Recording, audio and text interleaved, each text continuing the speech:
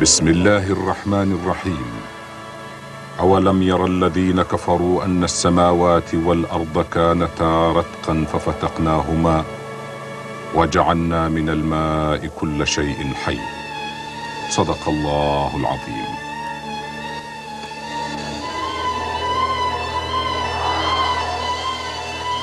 ومع تحول الأرض من حالة الانصهار إلى حالة الصلابة والتماسك، كان أول من صلب وتماسك من بقاعها هي البقعة التي يقع فيها مركز الأرض، حيث يكون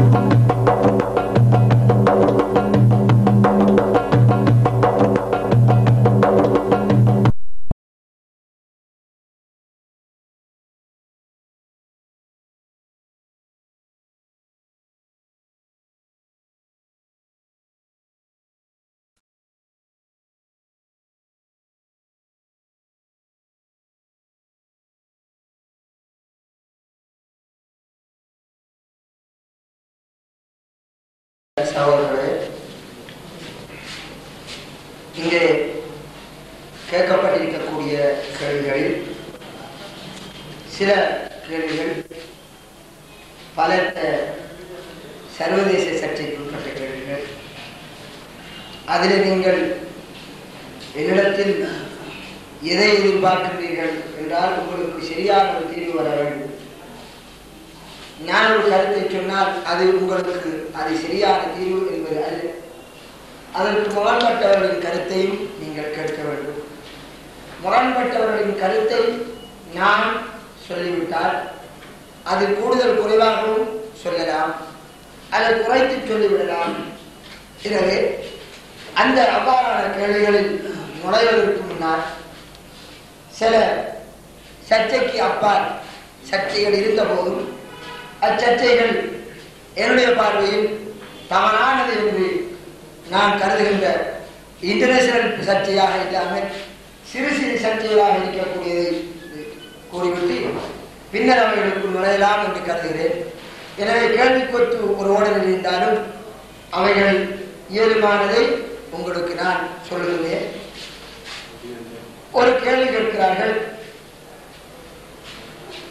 தாடியை நபி ஸல்லல்லாஹு அலைஹி வஸல்லம் அவர்கள் நெஞ்சு வரைக்கும் வளர்த்தார்கள் என்பதை ஹதீஸ்களில் இருந்து அறிய முடிகின்றது. மேலும் தாடியை முழுமையாக வலிப்பது ஹராம் என்பதில் சந்தேகமில்லை. ஆனால் தாடியை வெட்டுவதற்கு மார்க்கத்தில் அனுமதி உண்டா? தாடியின் ஓரங்களை வலித்து அழகுபடுத்துவதற்கு மார்க்கத்தில் அனுமதி உண்டா? எனது நண்பர் ஒருவர் எங்கள் ஏகத்துவ கொள்கை சகோதரர் ஒருவரை விமர்சிக்கும் போது கூறுகிறார், உங்கள் பெரும்பாலான பயான்களில் தாடியை வளைப்பது ஹராம் என்றும் வெட்டுவது பாவம் என்றும் சொல்கின்றார். ஆனால் அச்சுண்ணத்தை நடைமுறைப்படுத்துவர் இல்லையே பயான் பண்ணும் மௌலைமார்களை தவிர. ஆகவே தாடியை வெட்டுவதற்கு மார்க்கத்தில் அனுமதி உண்டா என்பதை இக்கேள்வி.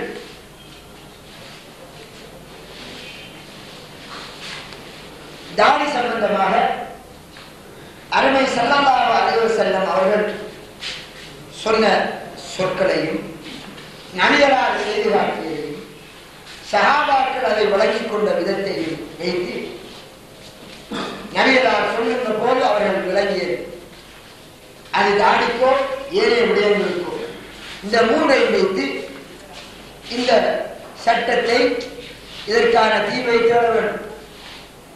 நபி ஸல்லல்லாஹு அலைஹி வஸல்லம் அவர்கள் தாடி உடைத்து மீசையை கத்தரியுங்கள், தாடியை வளருங்கள் என்பதற்கு அஃபு என்ற ஒரு வார்த்தை பாவித்தார்கள்.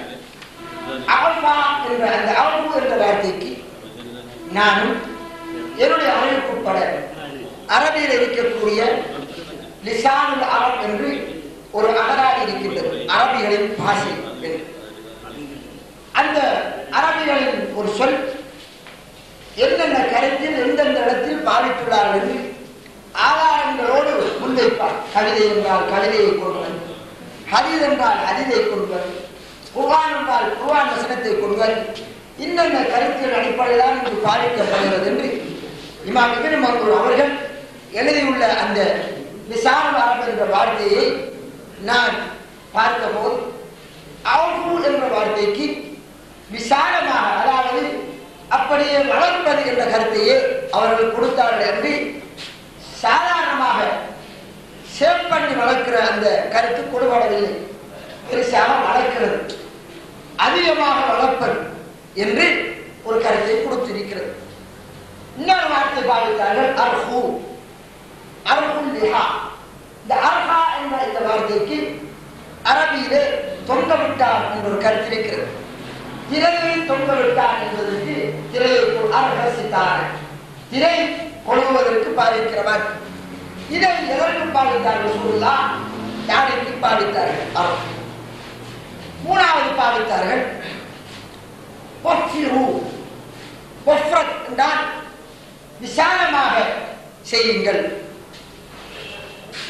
நிரப்பமாக செய்யுங்கள் என்றது கருத்து. இந்த மூன்று வார்த்தையும் பாதித்திருக்கிறார்.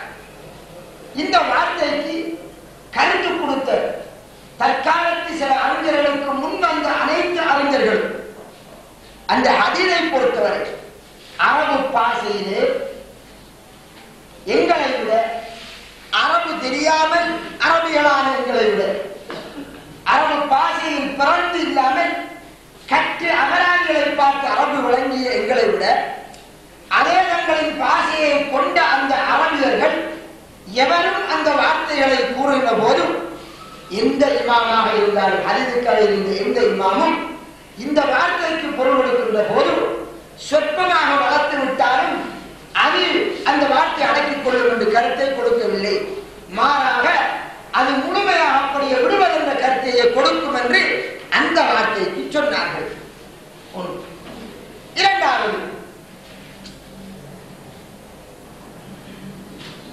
நபிகளார் ஸல்லல்லாஹு அலைஹி வஸல்லம் அவர்கள் தாடியை கத்தரித்தார்கள் என்று எந்த ஆதாரமான ஹதீஸும் இல்லை. ஒரே ஒரு ஹதீஸ் வருகிறது, அது மிகவும் பலவீனமானது. நீளத்தான் அகலத்தான் நபிகளார் தாடியை எடுத்தார்கள், அதனால் அதை எடுக்கவில்லை. மாறாக சஹாபாக்கள், குறிப்பாக இப்னு உமர் ரலியல்லாஹு அன்ஹு, அவர் தாடியை ஒரு பிடி பிடித்து வெட்டி எடுப்பவராக இருந்தார். சில ஹதீஸ்களில் ஹஜ்ஜுடைய காலத்தில் செய்வார் என்றும், இன்னும் சில ஹதீஸில் இப்னு உமர் ரலியல்லாஹு அன்ஹு ஹஜ்ஜுடைய காலம் வந்தால் நோம்பில் இருந்து தாடியை வெட்ட மாட்டார்கள் என்று வருகிறது. நோம்பில் இருந்து, ஏனென்றால் ஹஜ்ஜுக்கு சென்று ஒரு பிடி பிடிப்பார்கள். அப்படி எல்லாம் நோம்புக்கு முன்னர் அவர் வெட்டுவார் என்று அதிலிருந்து விளங்கப்படுகிறது. இவ்வாறு இப்னு உமர் ரலியல்லாஹு அன்ஹு செயல் இவ்வாறு வருகின்றது. இந்த வேளையில் இந்த இப்னு உமர் ரலியல்லாஹு அன்ஹு செயல், அவர் தாடியை வளர்ப்பது சம்பந்தமாக அறிவித்தவர் அந்த சஹாபி அபூ ஹுரைரா அறிவித்திருக்கிறார், இப்னு உமர் அறிவித்திருக்கிறார். இந்த இப்னு உமர் ரலியல்லாஹு அன்ஹு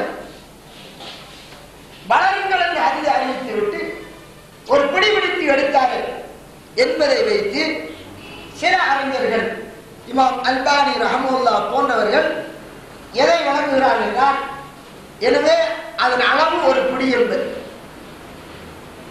மற்ற அறிஞர்கள், அரபு உலகத்தில் இருக்கக்கூடிய, ஏன் நான் அறிஞர் என்று சொல்லுகின்றால் பாஷையோடு சம்பந்தப்படுத்துவதற்காக சொல்கின்றேன், அவர்கள் ரசூலுல்லாஹ்வின் ஓடர் வளருங்கள். எனவே இப்னு உமர் நபிகளார் இவ்வாறு வெட்டினால் தான் நாமும் வெட்டுகிறோம் என்று சொல்லவில்லை என்பதால் அவர் ஏதேனும் ஒரு விளக்கத்தை வழங்கி இருக்கலாம். நபிகளார் உயிரோடு இருக்கின்ற போது இப்னு உமர் ரலியல்லாஹு அன்ஹு அவர்களுக்கு சிறுவயதுதான், உஹது யுத்தம், பத்ர் யுத்தத்திற்கெல்லாம் போகவில்லை, சின்ன பிள்ளை. எனவே அவர் சுமார் 18-19 வயதில் இருக்கின்ற போது நபிகளார் இறந்து விட்டார்கள். இதனால் அவருக்கு அந்த வேளையில் பெரிய தாடியும் முளைத்திருக்க சந்தர்ப்பம் இல்லை, இவ்வளவு பெரியதான். இதேவேளை நபிகளாரின் தாடியை பற்றி ஷமாயிலு திர்மிதியிலே வருகின்றது, நெஞ்சை நிரப்பியதாக இருந்தது என்று ஒரு அறிவிப்பு. அந்த அறிவிப்பை எடுத்து பார்த்தபோது அது சஹீஹ் இல்லாவிட்டாலும் அதை விட சற்று குறைந்த ஹசன் என்ற ஆதாரமான அறிவிப்பாளர் வரிசையாகத்தான் என்னுடைய ஆராய்ச்சியிலே தென்பட்டது ஒன்று.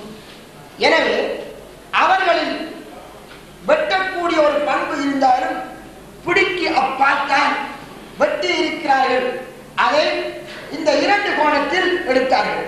ஒன்று, உமர் ரலியல்லாஹு அன்ஹு ஏதேனும் ஒரு வழக்கத்தில் இப்னு உமர் வெட்டியிருப்பார் என்று மொத்தமாக வழக்க சொல்லித்தான் அங்கே வந்திருக்கிறது என்று ஒரு சாரர்.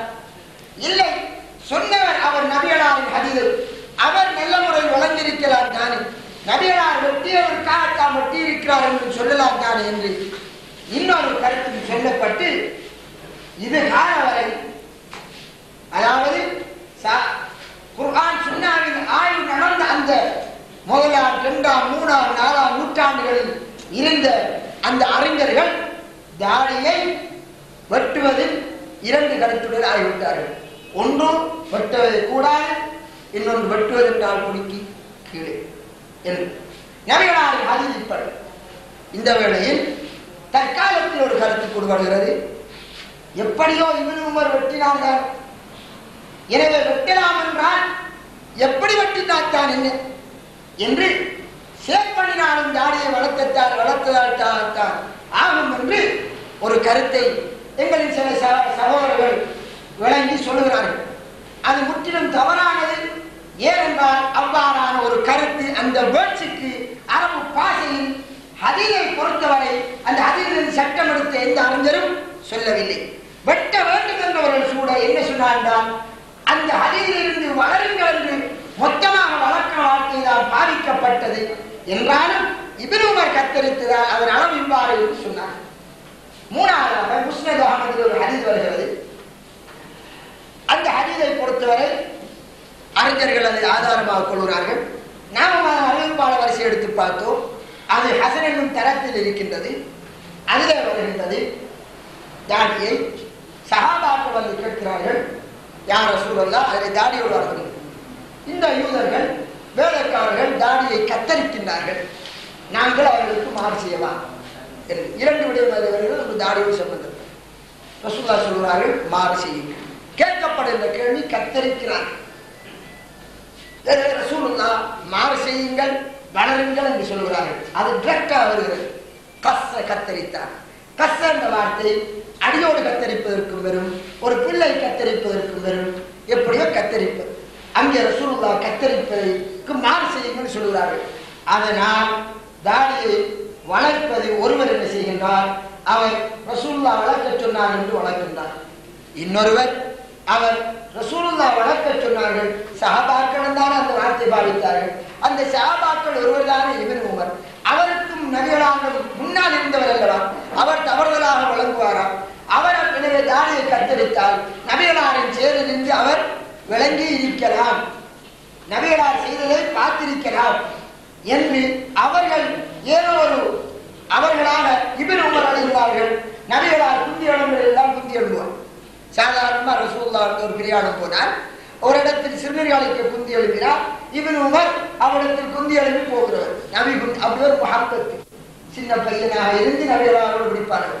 இப்படி கொண்ட இப்னு உமர் மாறு செஞ்சிருப்பாரா என்று ஒரு கேள்வி எழுப்பி, எனவே வளர்க்க சொன்ன அந்த அதிதை அறிவிக்கின்றவர் இவ்வாறு செய்தார் என்றால் மாறு செஞ்சிருக்க மாட்டான் என்று அவர்கள் கருதி இவ்வாறு கத்தரிக்கிறார்கள்.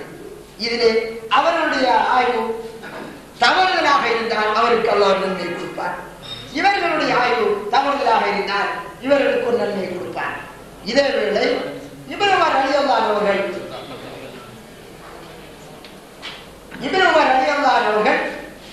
தயம்மமுடைய ஹதீஸ் ரசூலுல்லாஹி ஹதீஸ் வருகின்றது. அந்த ஹதீஸிலே இப்னு உமர் ஒரு கருத்தை சொல்கின்றார். அத்தயம்மமு தர்பத்தான தர்பத்துல் வஜி வ தர்பத்துல் யதை. தயம்மம் இரண்டு அடி, ஒரு அடி முகத்துக்கு, இன்னொரு அடி இரண்டு கைக்கு. இது இப்னு உமர் சென்ற கூற்று.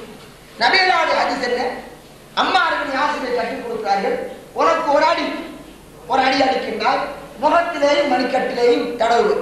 இங்க ரெண்டு முரண்பாடு. ஒன்று ஒரு அடி, இப்னு உமர் இரண்டு அடி என்றார். இரண்டாவது கையில் அல்ல மணிக்கட்டு. எனவே இப்னு உமர் அவருக்கு அந்த செய்தி கிடைக்காமல் இருந்திருக்கும். அதனால் அவ்வாறு முரண்பட்டார். எனவே இப்னு உமர் ரலியல்லாஹு அவர்களும் தவறுதலாக சொல்வதற்கு சந்தர்ப்பம் இருந்ததுதான். என அந்த அடிப்படையில் தவறும் வந்திருக்கிறார். எப்படியோ நபிகளாருடைய சொல்லோடு முரண்படுவது யாருடைய செயல்? இப்னு உமர் ரலியல்லாஹு அவர்களின் செயல். எதுவரை இப்னு உமர் ரலியல்லாஹு அவர்கள் நபிகளார் சொன்னார்கள் என்று தெளிவாக சொல்லவில்லையோ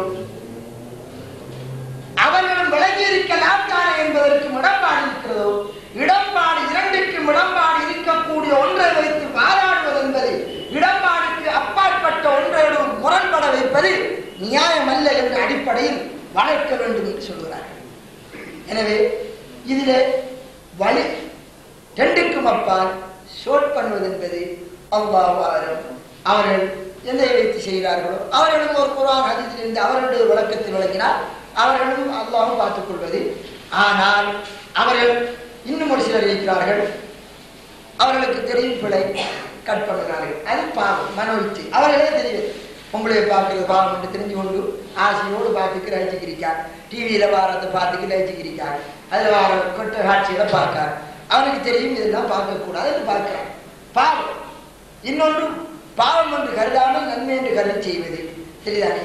எனவே நம்மை பொறுத்தவரை தாடியை பிடிக்கு கீழே குறைப்பது என்பது அக்கலாச்சாரம் முஸ்லிம்களிடம் அன்று இருந்ததல்ல, அண்மை காலமாக உருவெடுத்தது. கடைசியா பொன்ஸ் தாடியை வந்து நீக்கி இதுக்கப்பால் மௌலிமார்கள் ஏதோ சில முயற்சிகளால் தாடிகள் இருக்கிறது முழு வடிவில் இருக்குது. பொன்ஸ் தாடியில் வந்து கடைசியா 2 முடியை மட்டும் வைப்பார்கள். இந்த கிறிஸ்டியன்காரர் வைக்காமல் அப்படின்னு போய்கொண்டிருக்கு. அது ஒவ்வொரு டைப்ல வச்சு போறாங்க. அது மௌலிமா மதரசாவில் படிக்கக்கூடிய மதரசாக்கள் ஷாபி, ஹனபி, ஹம்பலி, மாலிக் இந்த 4 மதுஹபிலையும் அவங்க படித்தது என்னவென்றால் தாடியை வளர்க்க வேண்டும். இதான் படிக்கிறது. 4 மதுஹபிலையும் எந்த மதுஹபிலையும் அந்த மதுஹபில படித்தவர்கள் எவரும் தாடி சம்பந்தமாக ஷோட் பண்ணுவது சரி என்று நபிவழி என்று படிக்கவில்லை. மதுஹபுக்கு அப்பால் உள்ள எங்களுடைய சில சகோதரர்களிடமிருந்து இந்த ஷோட்டிங் கருத்து வருகிறது. அவர்களுக்கு சரியாப்பட்டிருக்கலாம். இதுதான் அதனுடைய முழு தரவென்று சுருக்கமாக சொல்லிக் கொள்கிறேன். அதை பற்றி தனித்தனி கிதாபுகளே நிறைய அறிஞர்கள் எழுதியுள்ளார்கள். எனவே இந்த விடயத்தில் அன்பின் சகோதரர்களை ஒன்றை விளங்க வேண்டும். சிலர் கேட்பார்கள், தாடி வளர்ப்பது சுன்னத்தா வாஜிபா, வெட்டுவது ஹராமா? இதுதான் கேள்வி இருக்கிறார்கள்.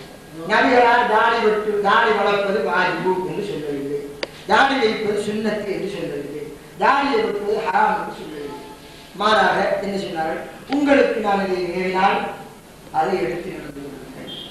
உங்களுக்கு உங்களுடைய சக்திக்கு உட்பட்ட அளவு, சக்திக்கு உட்பட்ட அளவு மனசின் அளவுக்கு இல்லை, உன்னால் செய்ய முடியாது என்ற நிலை.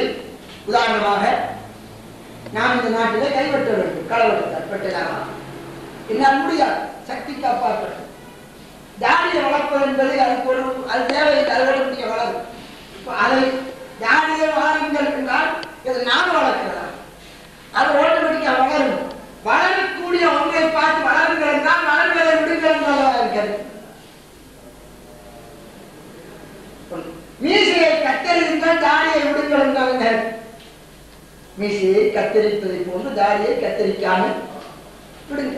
அதை கத்தரிக்காது, அது நம்ம கத்தரித்தல் இதோடு பாதிக்கப்பட்டது. எனவே திட்ட தெளிவாக உள்ள ஒரு விடயம், சர்ச்சை எல்லாம் அண்மை காலத்தில் தான் மதரசாவில் கூட படித்துக் கொடுக்கப்பட்டதல்ல மதுஹபிலே. எனவே இதுல ஒரு சகோதரப்படி விளங்கி செய்கிறார் ஒரு அறிஞர். அவர் தவறு வைத்து விட்டார் என்று சொல்லுங்கள். அவர் குர்ஆன் ஹதீஸை பின்பற்றக்கூடிய ஒரு சகோதரராக இருக்கின்றவர் மனோவித்தை வாங்கியிருந்தால் வழிகட்டை பின்பற்றான்னு சொல்லுங்கள். அல்லாஹ் அவங்களுக்கு அதுக்கான முகவுடைய நேரத்தோடு சொல்லிக் கொண்டு அடுத்தது கேள்வி. என்னுடைய கேள்வியில் முரண்பட்ட கருத்து இருந்தால் என்னுடைய பதிலில் நீங்கள் என்னோடு கருத்து பரிமாற்றம் செய்யலாம். நான் பொதுவாக பதில் சொல்கின்ற போது இயல்பான அளவிற்கு எல்லா தரப்போட கருத்தையும் அணுகி சொல்கின்றேன். நான் ஒரு தாடியோடு தலைப்பு இருந்தால் இதற்கே ஒரு 2 மணி தியாலம் தேவைப்படும். ஒரு அறிவிப்பாளர் வரிசையெல்லாம் எடுத்து வச்சு பேசுறதுக்கு அதற்கு நேரம் அல்ல.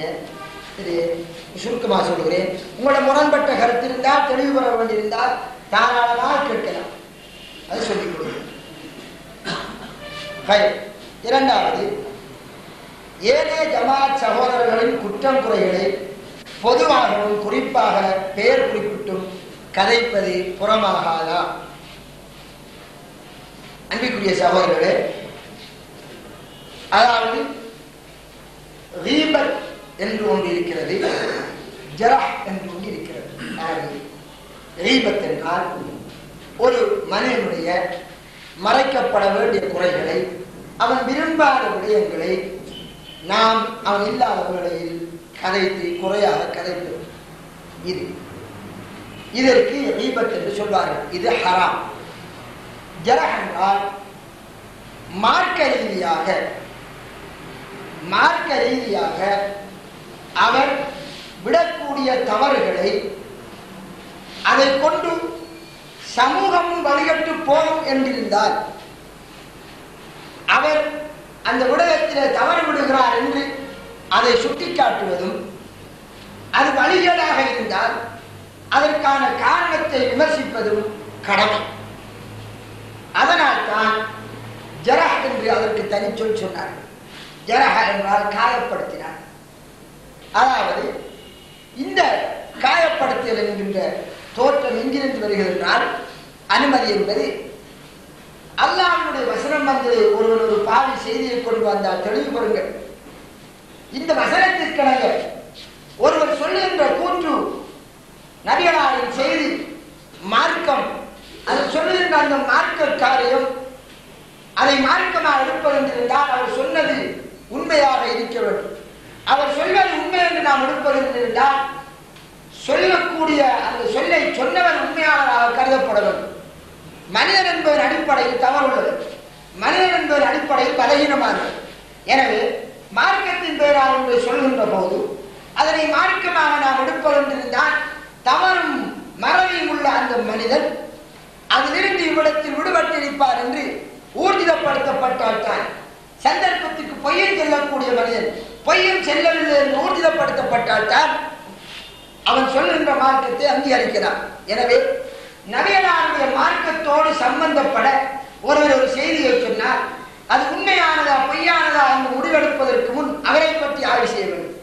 ஒரு விடயத்தை ஒத்துக்கொள்வதென்றால் சில விடயங்களுக்கு சாட்சியம் தேவைப்படுகிறது. பொய் சாட்சியம் சொல்வதை ஒற்றுக்கொள்ளலாம். இவர் உண்மையாளர் என்று முதல் இடம் காணப்படலாம். உண்மையாளர் என்று இடம் காணப்படுவது என்றால் அவரை பற்றி விசாரிக்க வேண்டும். விசாரிக்காமல் உண்மையாளர் என்று சொல்ல முடியாது. எனவே சாக்கியத்தை வைத்து முன்னுங்கள் என்று சொன்னால் சாக்கியம் இப்படி இருக்க வேண்டும் என்று அங்கே நிபந்தனை வருகின்றது. அந்த சாக்கியம் உண்மையாளராக இருக்க வேண்டும் என்று சொல்லப்பட்டதால் அந்த உண்மையாளர் என்று நாம் கண்டுபிடிப்பதற்கு அவரை பற்றி ஆராய்ச்சி செய்ய வேண்டி வருகிறது. எதிலே? சாக்கியம் சொல்வது.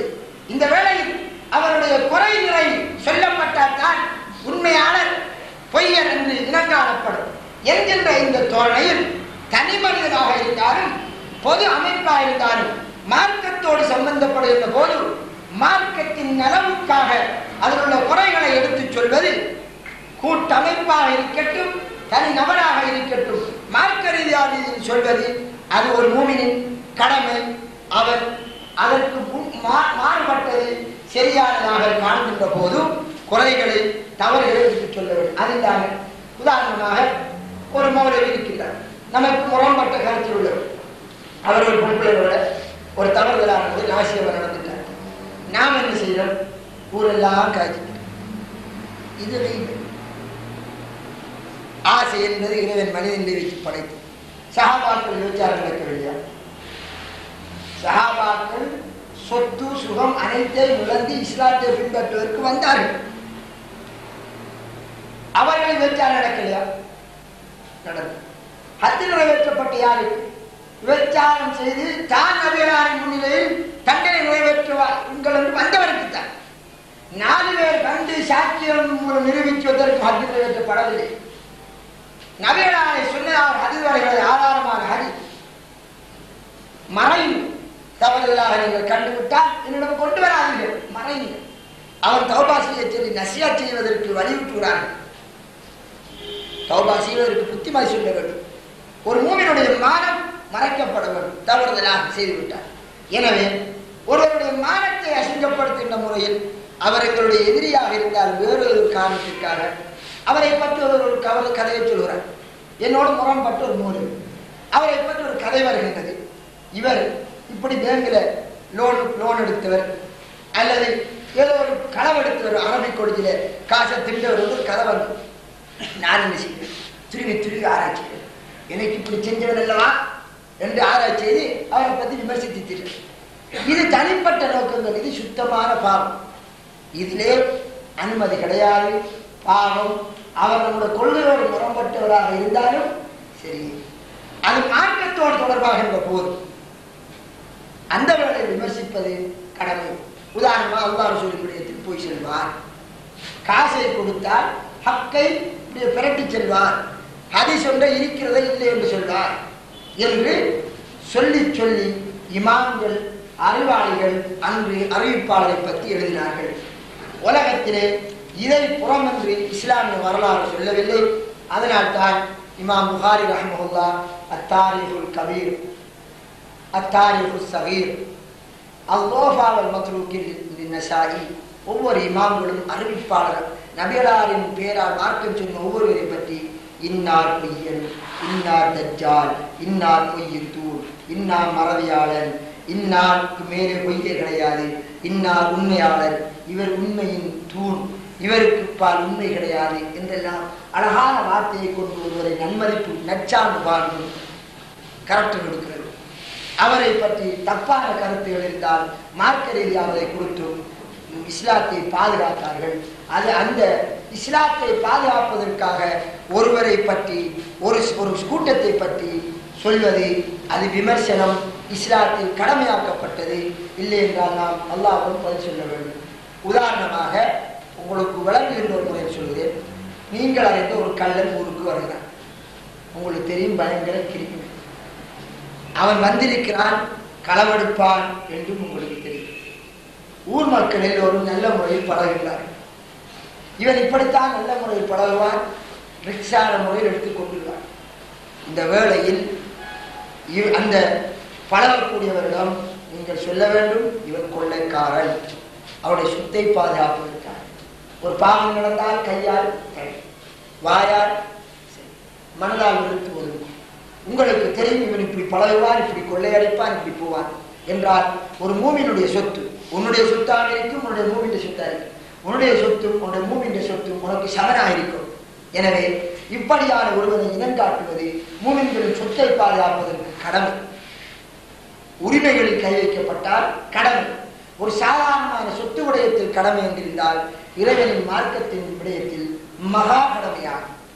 பாவங்கள் இரண்டு வகை, உரிமையை பறித்தெடுப்பது, இன்னொன்று தனிப்பட்ட பாவம், பேச்சாரம் செஞ்சால், குடித்தால், பெண் பிடித்தால். எனவேதான் அன்பிற்குரிய சகோதரர்களே, இந்த விடயத்தில் மிக தெளிவோடு நடந்து கொள்ளுங்கள். எல்லை கடக்காமல் எல்லையோடு இருந்து கொள்ள வேண்டும். ஏதும் இனி கேள்வி இதிலே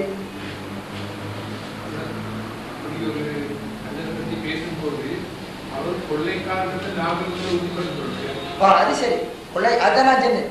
தெளிவாக தென்பட்டு இப்படித்தான் இவர் பழகி மக்களோடு நல்ல முறை நடந்து சூறையாடுவார் என்பது தெரிந்திருந்தான். திருப்பி சொன்னார். அடுத்த கேள்வி, இலங்கையை பொறுத்தவரையில் பெரும்பாலான ஏகத்துவ சகோதரர்களிடம் நளினமின்மை, இமாமுக்கு கட்டுப்படாமல், ஓரிரு ஹதீஸ்களை பார்த்துவிட்டு உடனே ஏனையோருக்கு ஃபத்வா கொடுப்பது போன்ற குணாதிசயங்கள் இருப்பது வழிகாட்டுகளில் உள்ள குறைபாடா? இதிலே மூணாவது கேள்வி, ஓரிரு ஹதீஸ்களை பார்த்து தீர்ப்பு கொடுப்பது சம்பந்தமாக நான் முந்தி சொன்ன விடயத்திலே உங்களுக்கு முகவுரையில் விடை வந்திருக்கும்.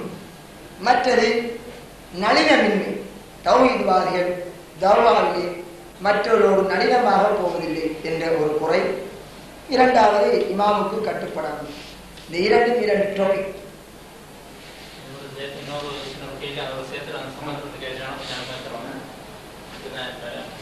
இது வந்து என்னோட கொள்கைவாதிகள் ஒரு அமைப்புகள் சரியான ஒழுக்கங்களை கொண்டு போடுறது அவசியமா இருக்கு. இப்போ இதோட சேர்ந்து இந்த பண்புன்றது வந்து மிச்சம் முக்கியமான தௌஹீத்வாதிகள் ஆகவே குறைவாக்கிறது தான் எனக்கும் படுது. இந்த தௌஹீத்வாதிகள் இல்லை, தௌஹீத் கொள்கை பண்பானதான். தௌஹீத்வாதிகள்னு சொல்றவங்க அந்த பண்பாடு மிச்சமே குறைவாய். அதை எப்படி எடுத்து சொல்றது? அதாவது குறிப்பிட்ட மாதிரி ஒரு ஹதீஸ் ஒரு குர்ஆன் ஆயத்தோ கிடைச்சுட்டா அதை வச்சாச்சு சொல்லுவாங்க அப்படின்னா நான் அவ்வளோக்கா சொல்றேன், நீ எடுக்கிறனால இல்லாடி போ.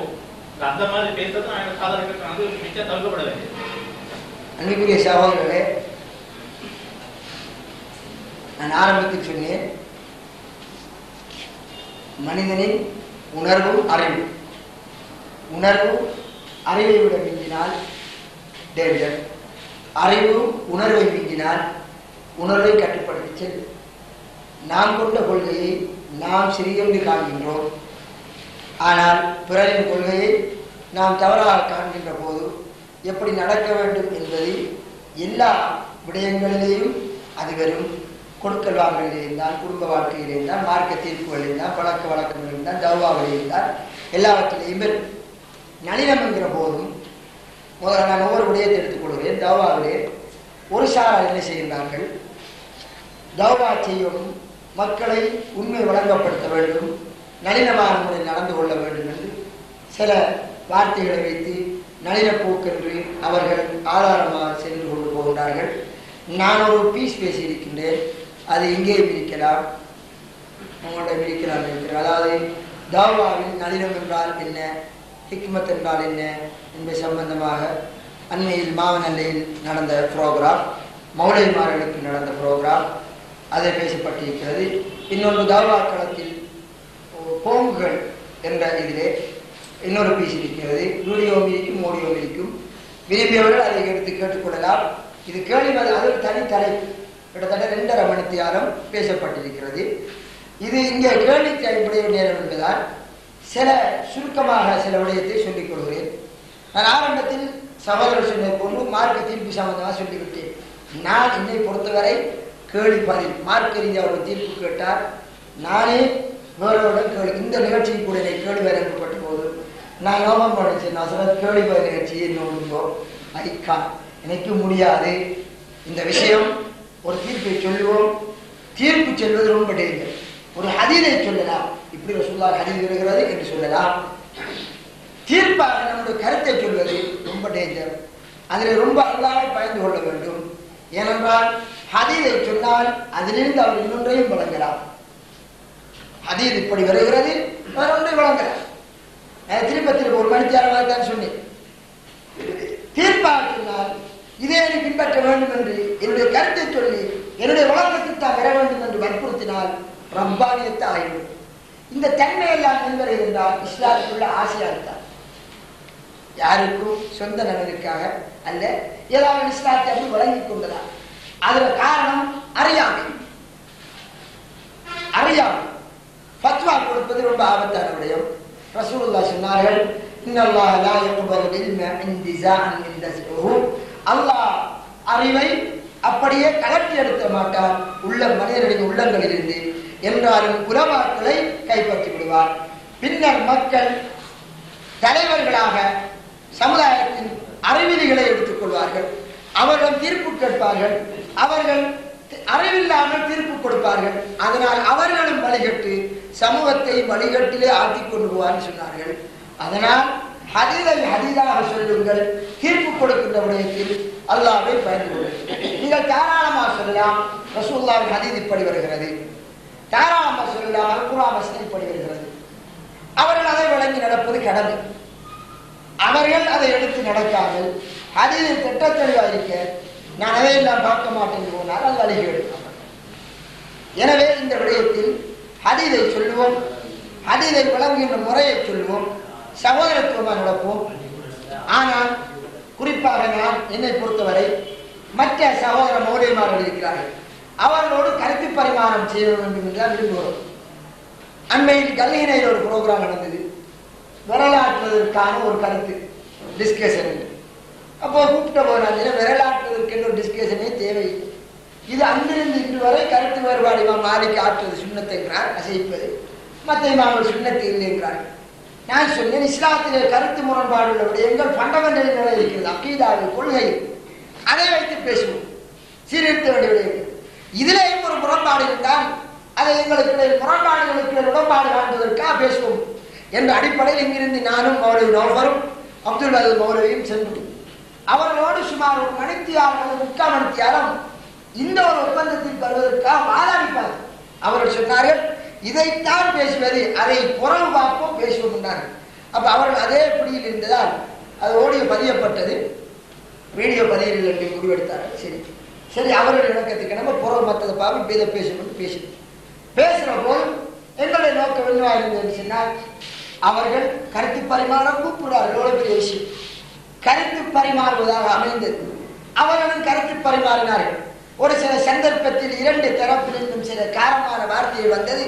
என்பாலும் அது தவிர்த்து கொள்ளப்பட வேண்டும் என்ற உபதேசத்துக்கு இணங்க அழகான முறையில் நடந்தது. கடைசியாக வந்த முடிவென்றால், அந்த ஊரின் தலைவரை அவரிடத்தில் சொன்னார், யார் அதை ஆதாரமாக அந்த ஹதீதை காண்கிறார், வரலாற்று ஹதீதை, அவர் அசைத்துக் கொண்டு செல்லட்டும். யார் அதை ஆதாரமாக காணவில்லை, அவர் அசைக்காமலே இருக்கட்டும். இது இன்றுள்ள பிரச்சனை அல்ல, அன்று இமாம்களுக்கு இருந்த பிரச்சனை. அவர்களை சர்ச்சைப்பட்டிருக்க நாம் அதற்கு அடிபட்டு முடிபட்டு முரண்பட்டு ஏறிக்க வேண்டும் என்று அழகான முறையில் அவரும் அங்கே ஒரு சமனான ஒரு தீர்ப்பை அவர் மறுதரப்பின் பார்வையால் வந்து அழகான முறையில் சொன்னார். அன்பாக இருந்தது கருத்து பரிமாற்றம். எனவே சகோதரர்களே, இன்று இன்னொரு தரப்பு இருக்கிறது, எதிர்த்தரப்பு, வெவ்வேறுபட்ட கொள்கையில் இருப்பவர்கள்.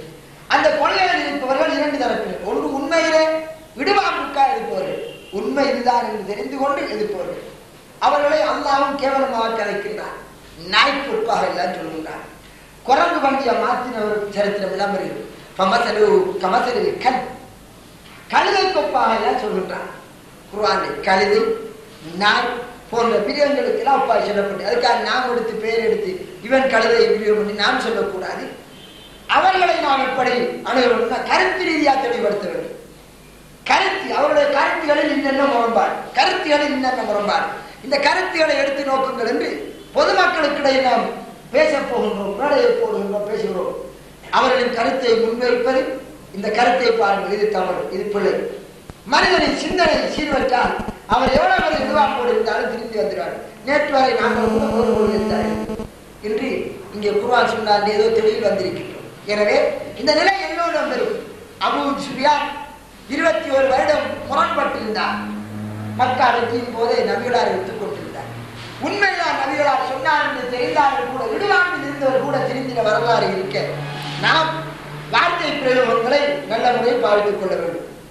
இதில் நபிகளார் தௌவா என்பது நன்மையை ஏவுவதும் தீமையை தடுப்பதும், இது ரெண்டு தான்.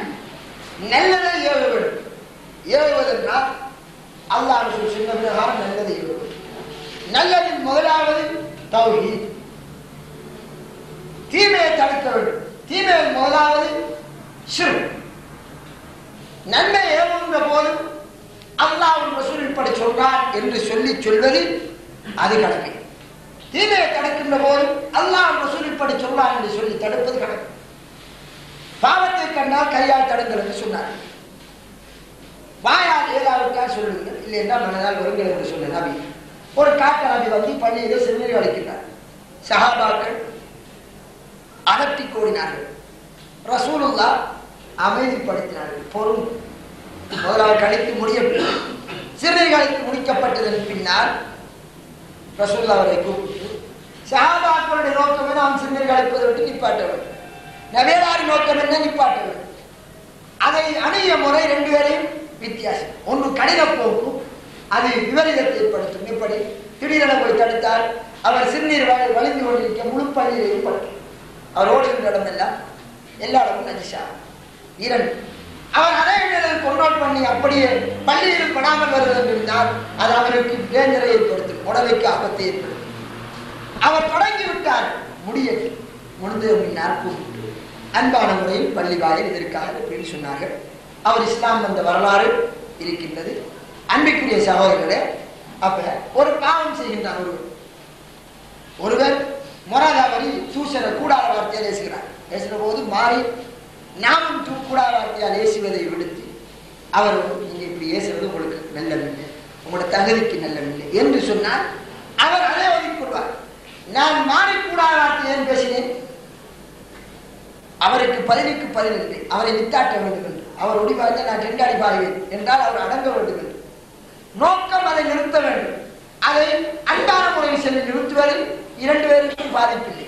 ஆனால் அல்லாஹ் என்ன சொல்றார், இதுவா இல்லத்தி யாசன் வயதல்லதி பைனக வ பைனஹு அதாவத்துன் கன்னஹு வலியுன் ஹமீத். ஒரு தீமையை தடுப்பதென்றால் அழகான முறையில் தடு, அப்போதும் விரோதி நண்பனாக ஆகலாம். எனவே தீமை தடுக்கப்பட வேண்டும். தீமை தடுக்கப்படுவதென்றால் தீமை என்பது அது உணர்த்தப்பட வேண்டும். தீமை என்பது உணர்த்தப்பட்டு நன்மை அங்கே சொல்லப்பட வேண்டும். தீமை உணர்த்தப்படாமலும் நன்மை சொல்லப்படாமலும் ஏதோ அவர்கள் போய் வந்தால் தீமை தடுக்கப்படும் என்று இருந்தால் அது தீமை தடுக்கப்படாது. உதாரணமாக ஒருவர் கபரை வணங்குகிறார், கபரை வணங்கிவிட்டு தொழுகிறார். இவர் சிறுக்கு செய்கிறார், தொழுகிறார். சிறுக்கு செய்தால் அவருடைய வணக்கங்கள் பாழாகிவிடக்கூடிய நிலை இருக்கிறது, குஃப்ரில் இருக்கிறார். இவரிடம் அதை பற்றி எந்த கதையுமே கிடையாது, அதை பற்றி பேசுவதே கிடையாது. அவர் இன்னொரு பாவம் செய்கிறார், தாடி வலிக்கிறார். நீ தாடியை வைக்க நபிகளாக சுண்ணத்தல்லவா, நல்ல விஷயம்தான். இந்த சிறுக்கு செஞ்சாரு, அதை பார்த்து கொண்டிருந்தாரு, அதை குறை சொல்லாமல் இருந்தாரு, அது குற்றம். சிறுக்கு செய்வது அது மகாபெரும் பாவம், பாவமா விளங்கவில்லை. தாடியை வலிப்பது பாவம் என்பது பாவமா விளங்குகின்றது. தாடியை வலித்தால் அல்லாஹ் மன்னித்து விடலாம், சிறுக்கு செய்தால் அல்லாஹ் மன்னிக்க மாட்டார். இங்கே எதற்கு முதல் உரிமை கொடுக்கப்பட வேண்டுமோ அது கொடுக்கப்படாமல் இரண்டாவது உரிமை கொடுக்கப்படும். இல்லை இல்லை கொஞ்சம் கொஞ்சமா தாங்க போய் அங்க போக வேண்டும் என்று சிறு சிறிதான பெருசுக்கு போக வேண்டும் என்றார் ரசூலுல்லாஹ். அப்படி ஒரு வரை சொல்லாமல் பெருசு இருந்தால் சிறுசுக்கு வர வேண்டும் என்றார். சிறுக்கை உடைக்கி செல்லும், உடைக்கிறடே சிறுக்கு செய்யாடே என்கிறதல்ல, தெளிவுபடுத்து. இது இணை வைத்து தெளிவுபடுத்து. கருத்து ரீதியாக தெளிவுபடுத்தினால் நேர்வழி பெறுவார்கள். அவ்வாறு தெளிவுபடுத்துகின்ற போது சில விடயங்கள் சிரிப்புக்குரியதாக விளங்கும், மக்களுக்கு சிரிப்பார்கள். சிரிப்பை வராத முறையில் இல்லை, சில விடயங்கள் அவர்களுக்கு விளங்கும். நான் எவ்வளவு முட்டாள்தனத்தை செஞ்சுக்கு இருக்க வேண்டும். இன்னும் சில என்ன செய்வார்கள், தொழவே மாட்டார், அவன் அவளியா அம்பியாண்டு இருப்பார். அவரை வீட்டை போய் கூட சில ஜமாத்தின்னு போவார்கள், வாங்க பள்ளிவாசலுக்கு என்று கூப்பிடுவார்கள். அவர் சுத்த கபர் வணங்கி அளிப்பார். இது நபியாருடைய தௌலாவுடைய முற்றிலும் முரணானது. ரசூலுல்லாஹ் என்ன சொன்னார்கள், முதல் தௌஹீதை கற்றுக்கொண்டு அவருக்கு அதை உணர்த்த வேண்டும், தெளிவுபடுத்த வேண்டும். அதன் பின்னால் தொழுகைக்கு அழைப்பு. தொழுவது கடமை, அதற்கு முன்னர் அவருடைய கொள்கையை சீராக்குவது கடமை.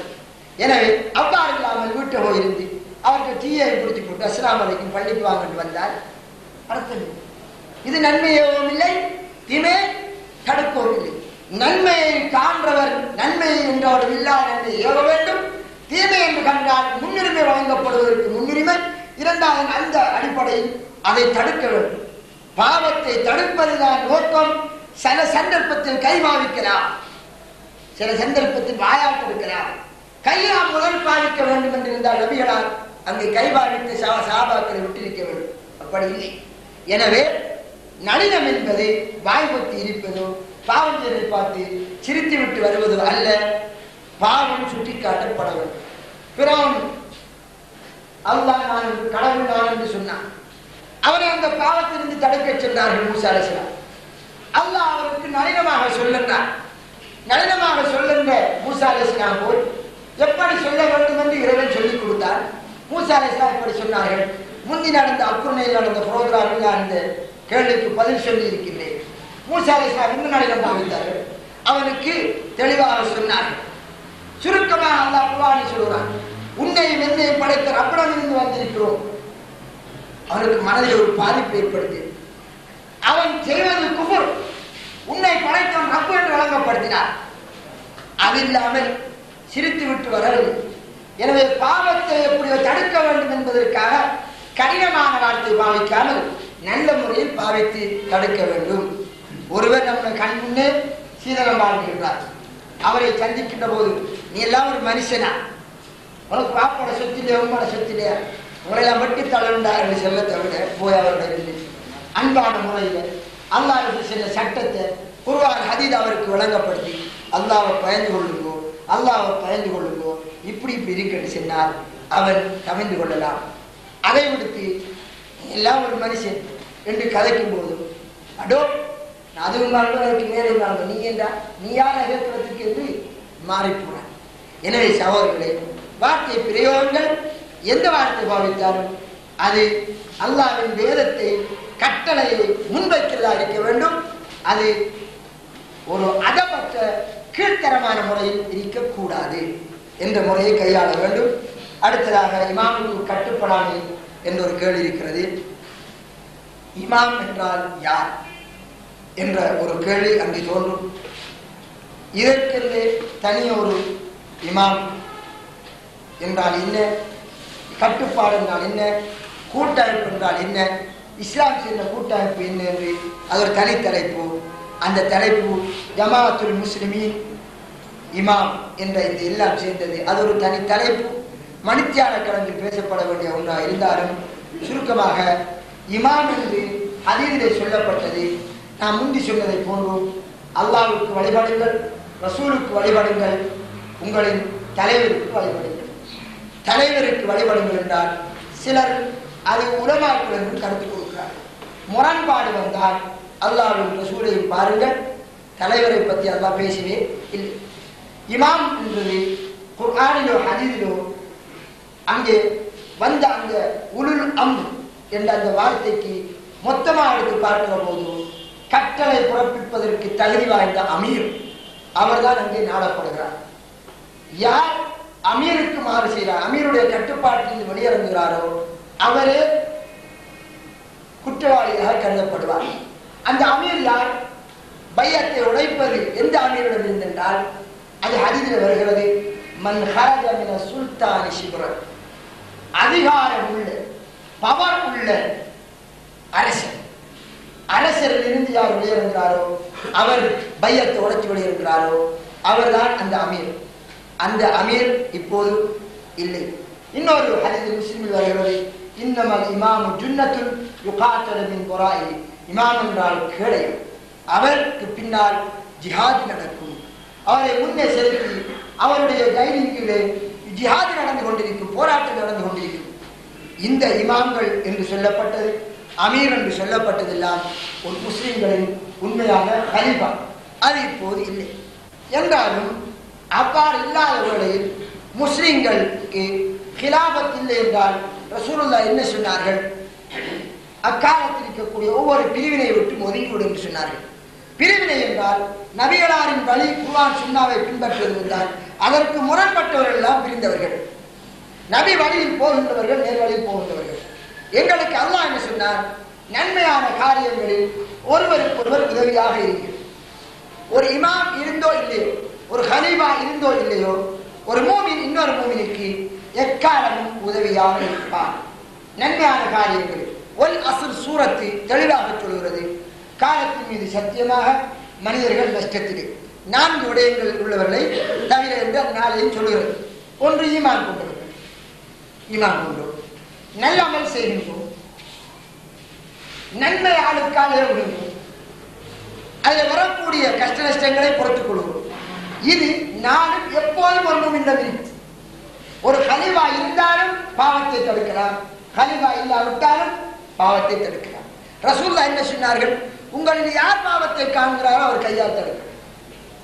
கலிவா இருக்கின்ற போது சில பாவங்களை அதிகாரத்தினால் தடுப்பார், அதற்குரிய தண்டனை வழங்குவார்.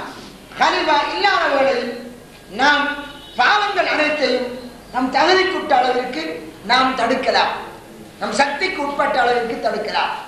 இந்த நாட்டிலே ரேசிங் போடுகிறார்கள், ஸ்வீப் டிக்கெட் லொத்தர் சீட்டுகளுக்கு போகின்றது. அரசாங்கத்துக்கு எதிராக போராடி தடுக்க முடியாது, நமக்கு அதற்குரிய அதிகாரம் இல்லை, பவர் இல்லை. முஸ்லிம்களிடத்தில் மத உரிமை இருக்கிறது என்பதால் நாட்டிலே அது அனுமதிக்கப்பட்டாலும் இஸ்லாமியர்களின் மார்க்கத்தில் அவர்களுக்கு அது தடுக்கப்பட்டுள்ளது. முஸ்லிம்களுக்கு அவர்களின் மார்க்க உரிமையை நடைமுறைப்படுத்துவதற்கும் அனுமதி இருக்கிறது. அதனால் முஸ்லிம்களை பார்த்து, முஸ்லிம்களே உங்களின் மார்க்கத்தில் இது தடை, இதை நீங்கள் விடுங்கள் என்று அவர்களுக்கு அதை வழங்கப்படுத்தினார். இப்போது சில பாவங்களுக்கு அதிகாரம் தேவை, நடைமுறைப்படுத்துவதற்கு அதற்குரிய தண்டனை, சில பாவங்களை தடுப்பதற்கு அது தேவையில்லை. எனவே அந்த அடிப்படையில் வித்தியாசப்படும். மொத்தத்தில் இங்கே இமாம் என்று சொல்லப்பட்டது, இதை கொண்டுள்ள நாட்டம் நான் நினைக்கிறேன் சகோதரர்களுக்கு ஒரு கூட்டமைப்பு இல்லை என்பது. நான் சொன்னேன் சகோதரர்களே, ஆரம்பத்தினுடைய பேச்சு என்னவென்றால், சின்ன சின்ன மசாலாக்களுக்காக நாம் முரண்பட்டு பிரிவினையாகுவது அது மூமினின் பண்பல்ல. அவ்வாறான மசாலாக்களில் உள்ள முரண்பாடு எங்களுக்கு இடையில் ஒரு பிரிவினையை ஏற்படுத்தவில்லை என்றால் நாங்கெல்லாம் ஒருமித்த சகோதரர்கள், நாங்கள் எல்லோரும் ஒரு கருத்தில் உள்ளவர்கள். எங்களுக்கு என்ன இல்லை? ஆட்சிக்குரிய தலைவர் இல்லை. அப்பா இல்லாத வேளையில் ஒருவர் தன்னை தலைவராக்கி எனக்கு நீங்கள் கட்டுப்படணும் என்று சொன்னால் அவருக்கு அந்த அதிகாரம் இல்லை. உண்மையான ஆட்சி உள்ள தலைவராக இருந்தாலும் அவர் குர்ஆனுக்கும் சுன்னாவுக்கும் மாற்றமாக சொன்னால் வழிபடவும் கூடாது. நபிகளார் படை அனுப்பினார்கள், அப்படைக்கு ஒருவரை தலைவராக்கினார்கள், இவருக்கு வழிபடுங்கள் என்றார்கள். படை தலைவருக்கும் தன்னுடைய சகாக்களுக்கு முரண்பாடு வந்தது. மடு வைத்து கொண்டு சொன்னார், சொல்லியிருந்தார், தலைவர் தோண்டினார்கள். அதில் எந்த விதமான பாவமான காரியம் இல்லை. நெருப்பை மூட்ட சொன்னார், கொள்ளியை சேர்த்து மூட்டினார்கள், அதில் எந்த விதமான பாவ காரியம் இல்லை. அமீர் சொன்னார், செய்தார்கள். நபிகளால் நியமிக்கப்பட்ட தலைவர் நெருப்பிலே விழுங்கள் என்றார், விழ மறுத்தார்கள். காரணம் தற்கொலை, தடுக்கப்பட்டது. அது இறைவனோட கட்டளையோடு மோதுகின்றது. அமீருக்கு முரண்பட்டார்கள். ரசூலுல்லாஹிடம் சென்றார்கள். நபிகளார் விசாரித்து என்று சொன்னார்கள், நெருப்பில் விழுந்திருந்தால் நிரந்தரமான நரகத்திலே என்றார்கள். அது கியாமனாகவே நெருப்பிலே இருப்பீர்கள். அந்த அமீருக்கு வழிபடக்கூடாது என்றார்கள். எந்த விடயத்தில்? பாவமான காரியத்தில். நன்மையான காரியத்தில் தான் அமீருக்கு வழிபட வேண்டும். நபிகளாரால் நியமிக்கப்பட்ட அமீராக இருந்தாலும் பாவமான காரியத்தில் வழிபடக்கூடாது. இந்த வேளையில் எங்களுக்கிடையில் நாங்கள் நிர்வாகத்திற்காக ஒரு சொசைட்டியை ஃபார்ம் பண்றோம், ஒரு ஆபீஸ் நிர்வாகம். அந்த இதிலே கூடி முடிவெடுக்கிறோம். அது உலக நிர்வாகத்திற்காக செய்கிறது. அதிலே இறைவனின் சட்டங்கள் மோதவில்லை என்றால் பிரச்சனை இல்லை. இறைவனின் சட்டத்தோடு மோதம் கொண்டிருந்தால் அதற்கு அனுமதி இல்லை. அவர் அந்த வேளையில் நீங்கள் அமீருக்கு கட்டுப்படுவதில்லை என்று அவர் தன்னிடம் கோபித்துக் கொண்டால் அவர் தன்னை மறைமுகமாக கலிபாவாக பிரகடனம் செய்கின்றார். அன்பிற்குரிய சகோதரர்களே, எனவே இன்றைக்குள்ள ஒரு பிரச்சனை, இந்த நாட்டிலே தௌவாவுடைய களத்தில் இருக்கக்கூடிய சில சகோதரர்கள் அவர்கள் தங்களை அமீர்கள் என்று ஆக்கிக் கொள்ள வேண்டும் என்று எண்ணுகிறார்கள் என்று சில சகோதரர்கள் தூரமாக இருந்தார்கள். இங்கே ரசூலுல்லாஹ் சொன்னார்கள், நபிகளார் என்ன கூறுகின்றார்கள்? எங்களை யார் தலைமைத்துவத்தை கேட்பானோ அவனுக்கு நாங்கள் தலைமைத்துவம் கொடுக்க வேண்டும். அது சின்ன கவர்னரா இருந்தாலும் சரிதான், கலிபா இருந்தாலும் சரிதான். நீ எதிர்பார்க்காம உங்களுக்கு தலைமைத்துவம் வந்தால் அதை நீ எடுத்துக்கொள்ளலாம். எந்த தலைமைத்துவம்? ஹிலாபத்தோடு உள்ள முஸ்லிம் ஜமாத் இருந்தால் அவர்களோடு சேர்ந்து, இல்லை என்றால் இருக்கக்கூடிய பிரிவினை விட்டு ஒதுங்கு என்று ரசூலுல்லாஹ் சொன்ன ஹதீஸ் புகாரி முஸ்லிம் எல்லாம் இருக்கின்றது. எனவே இந்த வேளையில் அன்பான முறையில் கருத்து முரண்பாடுகளை பிரிவினையாக கொள்ளாமல் உடன்பாடு உள்ள விரிந்த உள்ளம் உள்ள இறைவன் கொடுத்த சுதந்திரத்தை மற்ற சகோதரர்களுக்கு நீங்கள் விட்டுக் கொடுத்து அன்புள்ள சகோதரர்களாக ஆகினால் எந்த விதமான பூசலும் பெறாது. இதை நீங்கள் விளங்கிக் கொள்ள வேண்டும். அதுதான் அக்கேள்விக்குரிய சுருக்கமான பதில். அடுத்ததாக ஒரு கேள்வி கேட்கின்றார்கள், தொழாதவர்களை முஸ்லிம்களின் மையவாடியில் அடக்கம் செய்யக்கூடாது என்று ஹதீஸ்கள் இருக்கின்றதா? இவ்வாறு ஹதீஸை என் வாழ்க்கையில் நான் காணவில்லை. அவ்வாறாயின் நபிகளாரின் காலத்திலோ அல்லது கலிபாக்களின் காலத்திலோ அவ்வாறான சம்பவங்கள் எதுவும் நடந்ததற்கான வரலாறுகள் இருக்கின்றதா? அதையும் நான் காணவில்லை. காரணம், நபிகளார் ஸல்லல்லாஹு அலைஹி வஸல்லம் காலத்தில் முஸ்லிம் என்று ஒருவன் இருந்தால் தொழாமல் இருக்கவில்லை. அவன் உள்ளத்தில் குஃப்ரை வைத்துக் கொண்டிருந்த முனாஃபிக்காக இருந்தாலும் அவன் தொழுவான். அன்று முஸ்லிம் என்று பெயர் ஊட்டப்பட்டால் தொழுவது என்பது அவன் மனிதனாய் பிறந்தவன் சாப்பிடாமல் இருப்பது எப்படி முடியாதோ, மூச்சு விடாமல் இருப்பது எப்படி முடியாதோ, அதே மாதிரி பிரிய முடியாத ஒன்றாக இருந்தது. அதனால் தான் அன்று முனாஃபிக்குகளும் தொழ வேண்டிய நிலைக்கு வந்தார்கள். அதான் சொல்லப்பட்டால் நபிகளாருடைய அந்த மதீனாவிலே பாதையின் ஓரத்தில் நிற்கக்கூடியவர் ஒரு முழு யூதனாக இருப்பார் அல்லது நெருப்பு வணங்கியாக இருப்பார். அதை தவிர முஸ்லிம் என்று தன்னை சொல்லிக் கொண்டாலே அவர் பள்ளிக்கு வந்தாக வேண்டும். பெண்களை தவிர விடை கொள்வார்கள், அவர்களுக்கு அனுமதி. எனவே அன்பிற்குரிய சகோதரர்களே, அவ்வாறான நிகழ்ச்சி நடக்கவில்லை என்பதால் எங்களுடைய காலத்தில் நடக்கின்றவர்களே தொழாதவன் காபிரா முஸ்லிமா என்ற ஒரு சர்ச்சை எழும்புகின்றது. அந்த வேளையில் யார் காபிர் என்று சொன்னார்களோ அவர்கள் முஸ்லிம்கள் மையவாடியில் அடக்கக்கூடாது என்று தீர்ப்பு கொடுத்தார்கள். சவுதியில் உள்ள உலமாக்களுக்கும் அதே சவுதியில் உள்ள மற்ற இஸ்லாமியர்கள் அவன் அடக்கலாம், காரணம் அவன் காபிர் அல்ல, பாவம் செய்த முஸ்லிம் என்று. இது ஒரு பெரியதொரு டாபிக். தொழாதவன் காபிரா முஸ்லிமா என்று இரண்டு தரப்பும் நிறைய ஆதாரங்களை முன்வைக்கிறார்கள். இதனால் அதுவே ஒரு சர்ச்சையாக வந்து இரண்டு தரப்பிற்கும் ஆதாரங்கள் குர்ஆன் ஹதீஸ் மட்டுமே குவிந்ததாக புத்தகங்கள் கூட வெளியாகி இருக்கிறது. எனவே அதை ஒரு தனி தலைப்பாக எடுக்க வேண்டும். அந்த தலைப்பு எடுத்தால் கூட உங்களுக்கு முன்னாடி தரப்பின ஆதாரத்தை தான் நான் முன்வைப்பேன் அன்றி முடிவு உங்களுடைய முடிவாக இருக்கும். எனவே இந்த கேள்வியின் அடிப்படையில் இது போன்ற நிகழ்வு ஒன்று அந்த காலத்தில் நடக்கவில்லை. தொழாத சகோதரர்களுக்கு சகோதரனே, இப்படி ஒரு சமூகம் ஒன்று இருக்கவில்லை. முஸ்லிம் என்று இருந்து தொழாமல் இருக்க முடியாது. தொழதாக வேண்டும். மனிதன் வாழ்வதன் என்றால் மூச்சுடாமல் இருக்க முடியாது. எப்படியோ அப்படித்தான் என்று 5 நேரம் தொழுதாக வேண்டும் என்று அதை வற்புறுத்தி தொழ வையுங்கள். அதற்கப்பால் இறந்து விட்டால் என்ன செய்வது என்றால் இந்த 2 முரண்பாடு இருக்கிறது. இந்த முரண்பாடு அந்த பத்வாவின் பின்னாலேயே அதற்கு தீர்வாகும். இதனோடு நிறுத்திக் கொள்கிறேன். அடுத்ததாக இஸ்லாத்தின் பார்வையில் கூட்டு குடும்ப வாழ்க்கை நிலை ஆகுமானதா?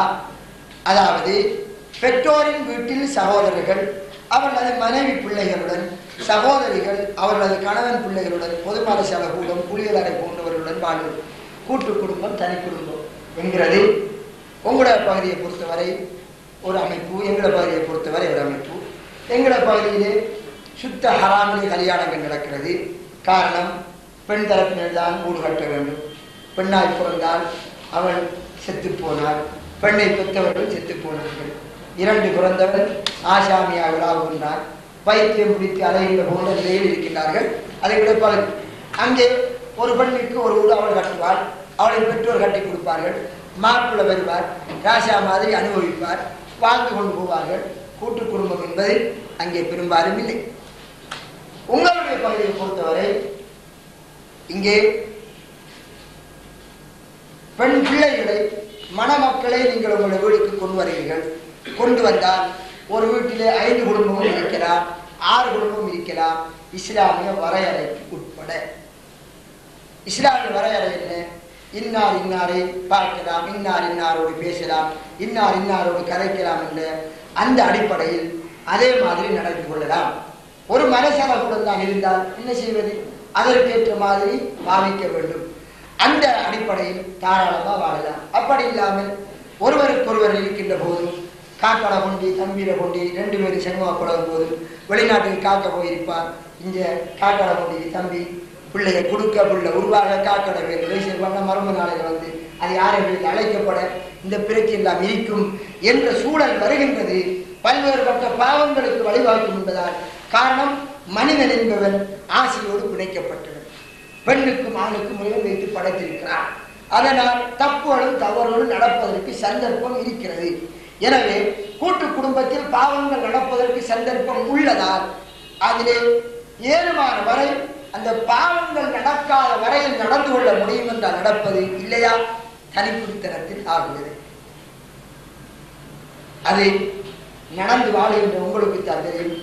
நான் அறிந்த வரையில் என்னுடைய நாம் தெரிந்த இந்த மேல் மாகாணம், இந்த மத்திய மாகாணத்தில் உள்ள சகோதரர்கள் வீடுகளில் குடும்பம் இருக்கிறது. அவர்கள் பெண்கள் ஆண்கள் விடயத்தில் கலப்படம் பேச்சுவார்த்தைகளில் கூட்டு குடும்பம் வாழ்கிறவர்களில் அந்த பேணுதல் கிடையாது. ஹராம் ஹராம் பேணுதல் அறவே கிடையாது என்று சொல்லுவார்கள். இன்னொருவருடைய மனைவி, தம்பி மனைவி காக்காவிற்கு முன்னால் சாதாரணமாக இருக்கின்றார். அவள் எவ்வளவு பர்தா போட்டு வெளியில் ரோட்டில் போனாலும் வீட்டில் இருக்கும் போது சாதாரண உடையில் இருக்கிறார். மச்சான் வருவார், மற்றவர் வருவார், அவர் வருவார், இவர் வருவார். வருகின்ற போது அந்த ஹராம் ஹலால் என்ற பேணுதலில் மறைக்கப்பட வேண்டிய விடயங்கள் மறைக்கப்படுவதில் நிலை வருவதால் அதை முடிவெடுப்பது உங்களின் நடவடிக்கை என்பதை கூறிக்கொள்கிறேன். அடுத்ததாக அன்பிற்குரிய சகோதரர்களே, உங்கள் பிள்ளைகளை நீங்களே கொல்லாதீர்கள் என்று ரசூலுல்லாஹி ஸல்லல்லாஹு அலைஹி வஸல்லம் அவர்கள் சொன்னதும், பெண் பிள்ளைகளை உயிரோடு புதைத்ததையா சொல்கின்றீர்கள் என்று சஹாபாக்கள் கேட்டனர்.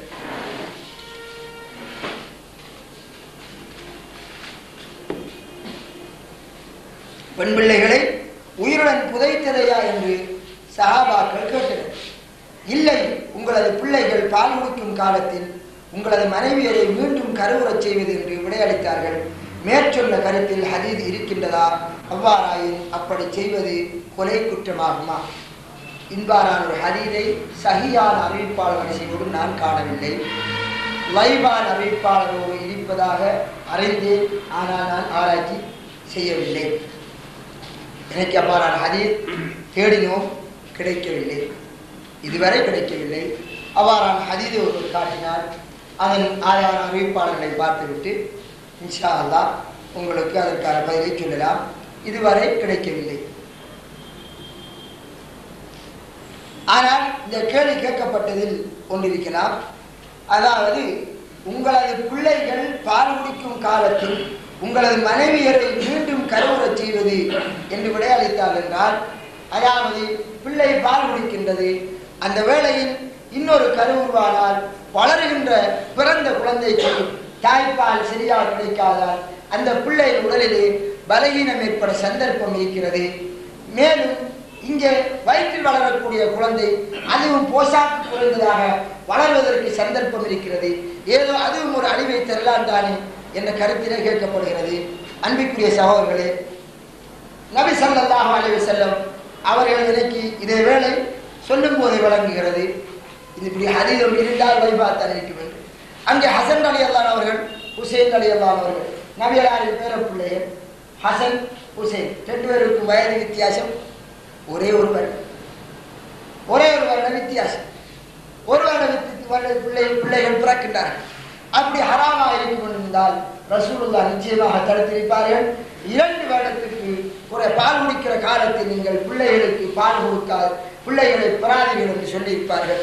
நபி ஸல்லல்லாஹு அலைஹி வஸல்லம் அவர்கள் அவ்வாறு தடுத்ததாக தெளிவான ஹதீஸ் நாம் காணவில்லை ஆராய்ச்சியின் வகையில். ஆனால் ஒரு மருத்துவர் ஒரு சொல்கின்றார், ஒரு சரியான மருத்துவர், நீங்கள் இவ்வாறு செய்தால் மருத்துவ ரீதியாக வளர்கின்ற பிள்ளைக்கு போஷாக்கு குறைவு, இதை இருக்கிற பிள்ளைக்கு குறைவு ஏற்படும் என்று சொன்னார். அந்த அடிப்படையில் பிறக்கின்ற பிள்ளைகள், வளர்கின்ற பிள்ளைகள் அது ஆரோக்கியமாக இருக்க வேண்டும் என்பதற்காக அவர்கள் சற்று தாமதித்துக் கொள்வது, கருவுறச் செய்வது, அதை பிழை என்று சொல்வதற்கு இல்லை என்று எனக்கு விளங்குகின்றதை சொல்லிக் கொள்கிறேன். இதற்கு மாற்றமாக விளங்குகின்றவர்கள் அவருடைய கருத்துக்களை எடுத்துக் கொள்ளலாம். ஏனென்றால் தடை வராதவரை தடுக்கக்கூடாது. இது தடை என்று ஒருவன் செல்வது இருந்தால் தெளிவான ஆதாரம் வேண்டும்.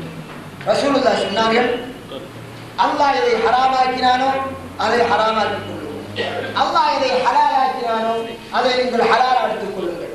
அல்லாஹ் எதை பற்றி பேசவில்லையோ அது இறைவனாக மன்னித்து விட்டது, அதில் நீங்கள் அலட்டிக் கொள்ளாதீர்கள். எனவே திட்ட தெளிவாக இது ஹராம் என்று சொல்லப்படாதனால் அதிலே அலட்டிக் கொள்ளாமல் நாம் நம்முடைய விளக்கத்திற்கேற்ப போய்கொள்ள வேண்டும். தெளிவாக ஒருவர் இது ஹராம் என்று சொல்வது இருந்தால் அவர் உண்மையான ஆதாரத்தை வைக்க வேண்டும். எதுவெல்லாம் ஹராமாக்கப்படவில்லையோ அது அனைத்தும் ஹலால், அடிப்படை ஹலாலாகும். எனவே உலகத்தில் உள்ள அனைத்தும் ஹலால், ஹராமாக்கப்பட்டதை தவிர என்ற கொள்கை கிடங்க இது தடுப்பது, ஹராம் என்று கூறுவது அது சரி வராது, தெளிவான ஆதாரம் இருந்தால் தவிர என்று கூறிக்கொள்கிறோம். அடுத்த கேள்வி தாடியோடு சம்பந்தப்பட்டது. அது முன்கேள்வியில் அதன் விடை வந்துவிட்டது. அடுத்ததாக ஒரு கேள்வி, பிறந்த நாள் கொண்டாடுவது ஏன் தடுக்கப்பட்டது? அது ஒரு அந்நிய மத கிரிகை அல்லவே என்று கேட்கின்றார். சகோதரர்களே, அந்நிய மதத்தினர் செய்யக்கூடிய வணக்க வழிபாடுகளை மட்டும்தான் தடுக்க வேண்டும் என்பது அல்ல, அவர்களிடம் இருந்த சில கலாச்சாரங்களை கூட தவிர்த்து கொள்ள வேண்டும். நபி ஸல்லல்லாஹு அலைஹி வஸல்லம் அவர்களுக்கு முன்னால் ஒரு நபித்தோழர் வந்தார், ஆடை அணிந்திருந்தார். அவருடைய ஆடையை அதில் கலர் காவிர்கள் அவர்களுடைய மதகுருமார்கள் அணியக்கூடிய கலரில் இருந்து கலர்தான் இருந்தது, ஆடை அல்ல. ரசூலுல்லாஹ் சொன்னார், அந்த சஹாபி அவர்களை பின்பற்றுகின்ற நோக்கத்தில் கூட ஒடுக்கவில்லை. ஒரு சஹாபி ரசூலுல்லாஹ் சொன்னார்கள், கலற்றிவிடு காவிரிகளின் ஆடை என்றார்கள். அவர்களுக்கு பிரத்யேகமானது. நபிகளால் யூத கிறிஸ்தியர்களுக்கு மாறு செய்யும் முகமாக முடியை பிளந்து வார சொன்னார். யூத கிறிஸ்தியர்கள் செருப்போடு தொடமாட்டார்கள், நீங்கள் தொழுங்கள் என்று சொன்னார்கள். யூத கிறிஸ்தியர்கள் தாடி வைக்க மாட்டார்கள், நீங்கள் தாடியை வீயுங்கள் என்றார்கள். யூத கிறிஸ்தியர்கள் என்று அவர்களிடமிருந்து உருவான சில கலாச்சார நடவடிக்கைகள் அவர்களுக்கு மாறு செய்வதன் மூலம் அவர்களுக்கு ஆத்திர விவாதத்தை ஏற்படுத்தியது. அதனை கொப்பி பண்ணாத வரை ரசூலுல்லாஹ் நடந்தார்கள், சாதாரண முடிவுடையத்திலும் கூட. எனவே இதனால் அது சம்பந்தமாக அறிஞர்களுக்கிடையில் அவரிடம் இருந்துதான் இந்த கலாச்சாரம் வந்தால் அதை எடுக்க வேண்டிய தேவை கிடையாது. ஒன்று. இரண்டாவது, பிறந்த நாள் ஒருவர் கொண்டாடுகிறார். அவரிடம் கேட்கின்றோம், நீ ஏன் பிறந்த நாள்? சும்மா எடுத்திருந்தார். சும்மா என்ன பிறந்த நாள் என்றார்? பிறந்த நாள் எடுப்பவர்கள் எடுப்பதை கிறிஸ்டியன் டேட். நபிகளால் இஸ்லாமிய கணக்கு பிறந்த நாள் எடுக்கிறார்கள். டேட்டிலேயே கிறிஸ்டியனுடைய கலாச்சாரத்துக்கு மாறு செய்தது இஸ்லாம். டேட்டிலே மாறு செய்தது, ஆண்டு கணிப்பிலே மாறு செய்தது. இப்படி இருக்க அவர்களின் டேட்டை துயர்ந்து, அவர்களுக்கு ஒரு ஆண்டு கணிப்பை துயர்ந்து, அதே அடிப்படையில் அவர்கள் தான் அதற்கென்று சில சடங்கு சம்பிரதாயங்களை முறைகளை வைத்திருக்கிறார்கள். அதை துயர்ந்து தான் எங்களுடைய சகோதரர்கள் செய்கிறார்கள். ஏன் செய்கிறார்கள்? அதை ஒரு பெருமையான காரியமாக அவர்கள் அதை ஒரு வெஸ்டர்ன் கல்ச்சர் என்று நினைத்து செய்கிறார்கள். அதை முற்போக்கு முன்னாடி நினைக்கிறார்கள். நபிகளால் அவர்கள் அவர்களுடைய கல்வி கலாச்சார அமைப்புகளுக்கு மாறு செய்யுங்கள் என்று ஒவ்வொரு பகுதியாக சொல்லியிருக்க, இந்த பிறந்த நாள் என்கிறது மொத்தத்தில் அவர்களின் கலாச்சாரத்தோடு சம்பந்தப்பட்டது என்று சொல்ல முடியாது. சுற்றி வளர்ச்சி அங்கேயே போகும்.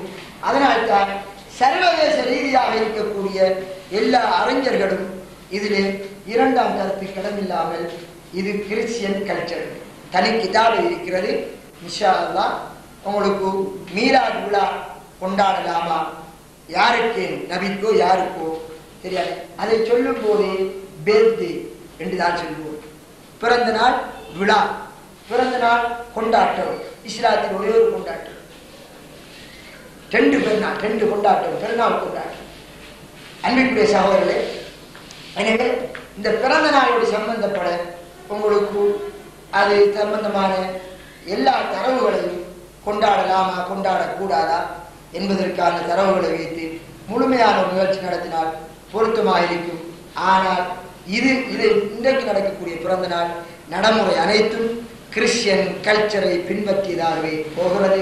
எந்த அளவிற்கு மெழுகுதிரியை ஊதுவது, அதை நூற்பது, கேக்கை வெட்டுவது, ரசூலுல்லாஹி ஸல்லல்லாஹு அலைஹி வஸல்லம் அவர்கள் எந்த அளவுக்கு மாறு செய்தார்கள் என்றால், காவிரிகளிடம் ஒரு வழக்கு இருந்து அந்த யூதர்களிடம்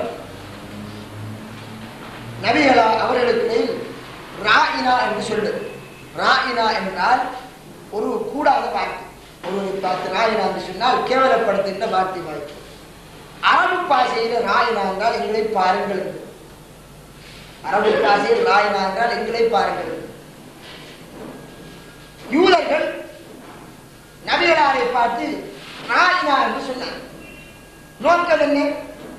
அரபியில எங்களை பாருங்கள் முகமது வழங்குவார், நமக்குத்தானே கருத்து தெரியும், கேவலப்படுத்துமான்னு சொன்னார்.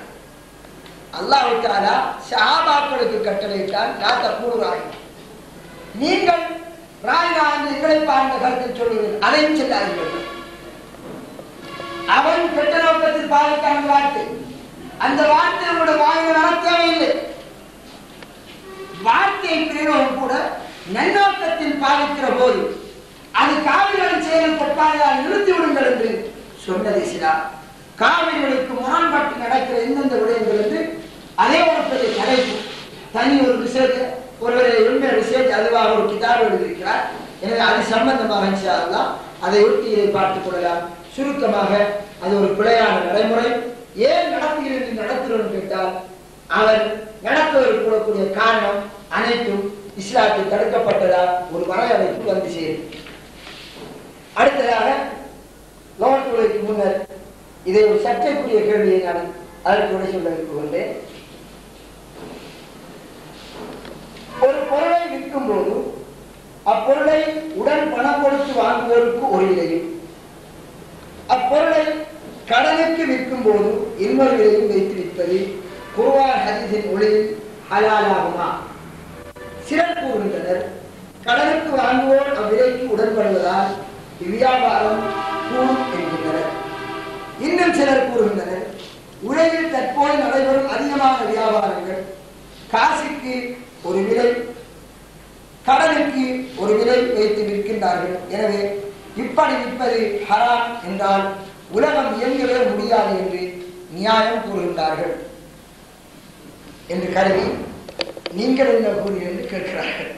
அன்புக்குரிய சகோதரர்களே, இந்த ஃபைலில் இருக்கிற இவ்வளவு அது சம்பந்தமான சற்று அதில் அவசரத்துக்கு அடுத்தது கொஞ்சம் இன்னும் நிறைய இருக்கிறதை தவிர இந்த சர்ச்சை இப்போது வந்ததல்ல, அங்கிருந்து வருகிறது. சஹாபாக்களின் காலத்தில் ரசூலுல்லாஹி ஸல்லல்லாஹு அலைஹி வஸல்லம் அவர்கள் ஒரு ஹதீஸ் அறிவிக்கிறார்கள். மன் பாஅ பைஅத்தீனி ஃபலஹு அவ்கஸுஹுமா அபி ரிபா. யார் ஒரு வியாபாரத்தில் 2 வியாபாரம் செய்கின்றானோ, யார் ஒரு வியாபாரத்தில் 2 வியாபாரம் செய்கின்றானோ அவனுக்கு அவன் கூறிய விலையில் மிக குறைந்ததே உரிமையானது, இல்லை என்றால் வட்டியாகும் என்று வருகிறது. இந்த ஹதீஸை பல இமாம்கள் ஆதாரமான ஹதீஸ் என்று சொல்லி இந்த ஹதீஸ் அடிப்படையில் ஒரு வியாபாரத்தில் 2 வியாபாரம் என்றால் காசுக்கு ஒரு விலை, கடனுக்கு ஒரு விலை சொல்கிறார், அல்லது ஒரு பொருளுக்கு 2 விலை சொல்கிறார். 2 விலை சொன்னால் அங்கே 2 விலை குறைந்த விலைதான் இந்த சாமானுக்குரிய விலை, மறு விலை வட்டியாக வருவது. இந்த ஹதீஸை இன்னொரு தோரணையில் வருகின்றது. நஹா ரசூலுல்லாஹி ஸல்லல்லாஹு அலைஹி வஸல்லம் அன் பைஅத்தைனி ஃபி பைஅத்தின். நபிகளார் ஒரு வியாபாரத்தில் 2 வியாபாரம் செய்வதை தடுத்தார்கள் என்று ஹதீஸ் வருகிறது. இந்த வேளையில் இங்கே இந்த 2 ஹதீஸை வைத்து ஒரு வியாபாரத்தில் 2 வியாபாரம் செய்வதென்றால் அதன் கருத்து காசுக்கு ஒரு விலை, கடனுக்கு ஒரு விலை சொல்வதுதான் என்று இமாம் ஷாஃபி இன்னும் பல இமாம்கள் அவ்வாறு சொன்னதாக அங்கே எழுதப்படுகின்ற அதே வேளை மறுசாரார் அது தவறானது. நான் முதல் சொன்ன அந்த ஹதீஸ் அதன் உண்மையான வடிவம் பின்னர் சொன்ன ஹதீஸ் தான். அதாவது நபிகளார் உண்மையில் சொன்னது நஹா அன் பைஅத்தைனி ஃபி பைஅத்தின், ஒரு வியாபாரத்தில் 2 வியாபாரத்தை விட்டும் தடுத்தார்கள் என்று மட்டும்தான் ரசூலுல்லாஹ் சொன்னார்கள். மறுமடிவில் வந்தது அவ்வாறு யார் செய்கின்றானோ அதிலே குறைந்த விலைதான் அவனுக்கு உரிமையானது, அதிகமான விலை என்பது வட்டியாகும் என்று வந்தது. அது அந்த முதல் சொன்ன ஹதீஸை அறிவித்த ஒரு அறிவிப்பாளர் தவறுதலாக அறிவித்து விட்டார். முஹம்மது பின் அம்ர் பின் அல்கமா என்ற அறிவிப்பாளர் என்று மற்ற அறிஞர்கள் கூறுகிறார்கள். ஆதாரமாக காணக்கூடிய அந்த இமாம் இரண்டும் அதைத்தான் இது வழங்கப்படுத்துகிறது. அவர் தவறுதலாக அறிவிக்கவில்லை, இதுவும் ரசூலுல்லாஹ்விடமிருந்து வந்ததுதான் என்று ஆதாரமாக கொண்டவர்கள் தனிய ஹராம் என்று முடிவாக தனி ஒரு கிதாபு அண்மையில் எழுதி வெளியிட்டார்கள். அதற்கான தரவுகளை எழுதி இல்லை, அந்த ஹதீஸை வழிபண்டு கண்டவர்கள் ஆகும் என்று கருதி தனி ஒரு கிதாப் எழுதினார்கள். இன்றைக்கு சவுதியில சாதாரணமாக இந்த நடைமுறை போகின்றது. அங்கே என்னிடம் கார் வாங்க வசதி இல்லை என்றிருந்தால், உடனடியாக கார் வாங்க வசதி இல்லை என்றிருந்தால் நான் அங்கே போய் காருக்கு விலை கேட்கிறேன், 5 லட்சம், உங்களுக்கு கட்டு காசாக கட்டலாம், உங்களுக்கு 6 லட்சம் போகும், மாசம் இவ்வளவு நீங்கள் கட்டுங்கள், அவங்க வரவிலிருந்து நாங்கள் கட் பண்ணி கொள்கிறோம் என்று சொல்கிறார்கள். இந்த நடைமுறை சாதாரணமாக இருக்கிறது. அதுதான் இங்கே இலங்கையிலே சற்று வித்தியாசமாக பினான்ஸுக்கு வாகனம் எடுத்தல் என்ற அடிப்படையில் போகிறது. இதற்கும் அதற்கும் இடையில் என்ன வித்தியாசம் என்றால், இவர்கள் குறிப்பிட்ட வட்டியோடு ஒரு தொகை போடுவார், விலை இவ்வளவு, ரெடி காசுக்கு எடுக்காத வேளையில் இவ்வளவு நீங்கள் வட்டி செலுத்த வேண்டும் என்று வட்டி என்ற வார்த்தையை பாவித்து, இங்கே வட்டி என்ற வார்த்தை ஹலால் என்பதால் அதை பாவித்து போடுவார்கள். குறிப்பிட்ட காலத்தோடு கட்டிவிட்டால் அந்த 5 லட்சம் ரூபாய் வாகனம் 6 லட்சம் ரூபாய் கட்டியோடு முடிந்து விடுகிறது. அது கட்டாத வேளையில் அவர்கள் வட்டிக்கு வட்டி போட்டு வட்டி குட்டி எடுத்து செல்லும் என்று போட்டிருக்கிறார்கள். சவுதியிலே வட்டிக்கு வட்டி போடுவார்களா? அவர்கள் வட்டி என்று சொல்லவில்லையே, அவர்கள் மாதம் அவர் அந்த 6 லட்சம் ரூபாயை குறிப்பிட்ட தவணைகளை கட்ட வேண்டும். அவ்வாறு கட்டவில்லை என்றால் என்ன செய்கிறார்கள் என்பது எனக்கு தெரியாது, அதை சொல்ல வேண்டும். ஏனென்றால் கட்டவில்லை என்றால் அவர்கள் மீண்டும் அதற்கு இன்னொரு விலை போட்டால் இதே செயல் வட்டி என்ற பெயரில் இங்கு நடக்கிறது, அங்கே ஹலால் என்ற பெயரில் நடக்கிறது, மார்க்கத்தில் அனுமதி என்று அந்த அடிப்படையில் அந்த அவர்களின் செயலை சவுதியிலே நாங்கள் ஒரு செமினார் ஒரு கருத்தரங்குக்கு போயிருந்தோம். அங்க அந்த கருத்தரங்கு வந்த உஸ்தாத் நிறைய அதற்கு ஹலால் என்ற அடிப்படையில் பேசினார். மற்ற தரப்புல கருத்துக்கு மறுப்பதில் சொன்னார். இருந்த நிறைய பேர் முரண்பட கேள்வி கேட்க முற்பட்டார்கள். அங்கே கேள்விக்கு மறு பதில், அவர் பதிலுக்கு மறு கேள்வி கேட்க முடியாது, கேட்பதென்றால் துண்டில் கொடுக்க வேண்டியதால் விரும்பினால் விடைபெறும் என்ற நிலை அந்த கருத்தரங்கில் இருந்ததால் நிறைய பேர் அப்படியே மௌனமாகிவிட்டோம். நாங்கள் அங்குள்ள லைப்ரரியில் உள்வட்டு அதை பந்தமாக பார்க்கிற போது முரண்பட்ட கருத்திலே புத்தகம் எழுதப்பட்டிருந்தது. அன்பிற்குரிய சகோதரர்களே, கொடுக்கல் வாங்கல் பொறுத்தவரை எல்லா கொடுக்கல் வாங்கலும் ஹலால், அல்லாஹ் ஹராமாக்கியதை தவிர. எல்லா கொடுக்கல் வாங்கலும் ஹலால், அல்லாஹ் ஹராமாக்கியதை தவிர. அல்லாஹ் ஹராமாக்கியது என்ன? வட்டி. வட்டி என்பது அதற்கு இதுதான் வடிவம் என்று நபிகளாரிட்ட ஒரு வரையறையின் பேரில் எங்களுடைய கொடுக்கல் வாங்கல் அமைவது. ஒவ்வொரு தோரணையிலே ஒரு சமுதாயத்திலே வட்டி வாங்கப்படுகிறது.